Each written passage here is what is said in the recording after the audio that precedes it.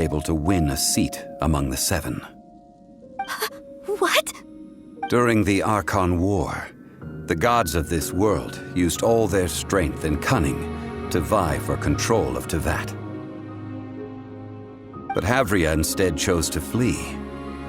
She thought that by giving up before a fight could start, she could save herself and her people from the war. However, during such a long war, there is no end to the advances of aggressors. After making countless concessions, Havria lost all of her lands, until only one small haven remained. No. No! It can't be so. In her last days, she had not even a single blade to defend her people with. Not even a single blade? Then, this sword... This sword is not a relic belonging to the god of salt, but is instead the murder weapon used to kill her. Murder weapon? No! That's not true! That can't be true!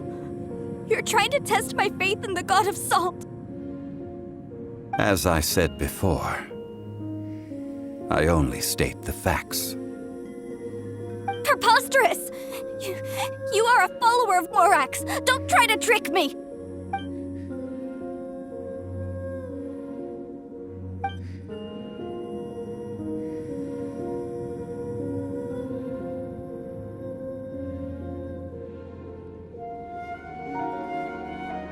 Indeed.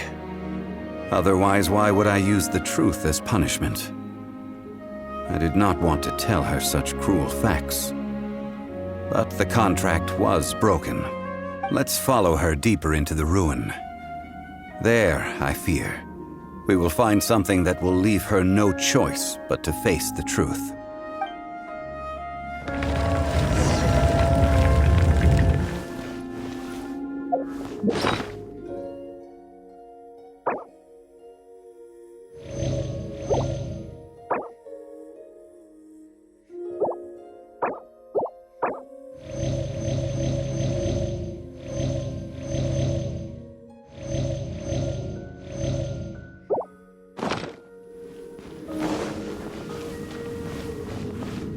Salt and betrayal.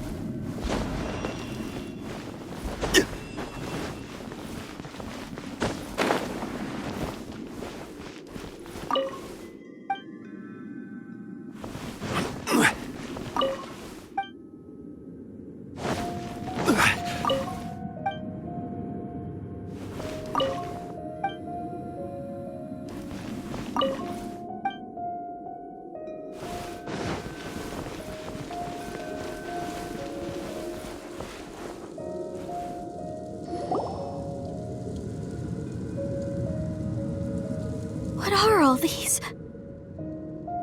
What did they see? What did they do? What happened? Since you do not trust me, let us continue onward. That which lies beyond this door will show you all that happened back then.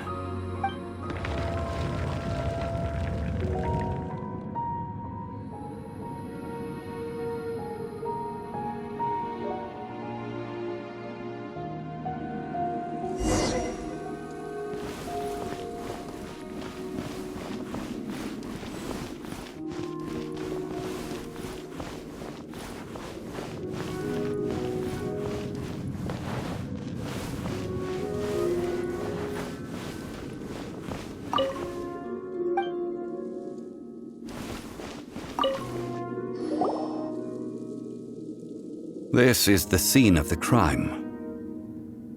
Havria's body dissipated, leaving nothing but these traces of salt.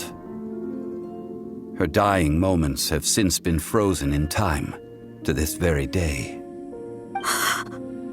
The story continues that some among her people realized at last that this gentle, kind, but weak god could never protect anyone in wartime. The Archon War was cruel in the extreme. Instead of consigning her to the agony of defeat, they thought perhaps it would be better to give her a quick release. No matter how weak the god, the power that flows forth when they are slain is beyond the strength of mortal coils to bear. Those who could not flee were thus transformed. Those of her people who were untouched by this disaster left for Liyue, where they sought refuge with Rex Lapis. Their descendants feared Havria's remnants and lived in terror that she had laid upon them an eternal curse.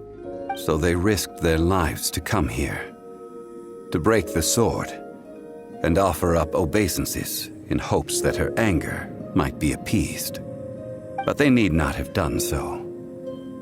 For how could a god who had never once resisted, even till the end, nurse hatred for her people in her heart? Even if this is so, I can't! This must be a lie. A false history, all of it! Don't you dare try to shake my faith!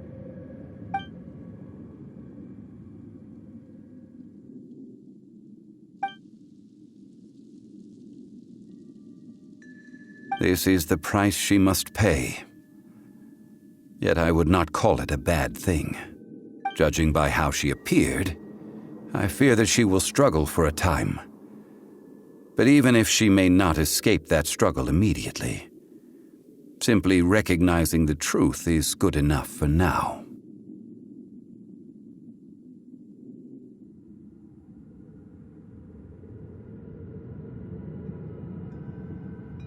Indeed. In ages past, Havria's story served as a warning to me as well. Faith in a god who has already passed will do you no good. So it is for Havria.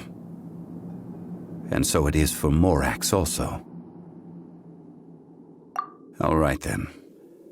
Now, would you like to accompany me in taking a trip to Guyonstone Forest?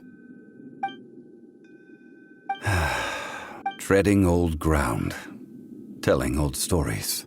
One cannot help but be reminded of old acquaintances.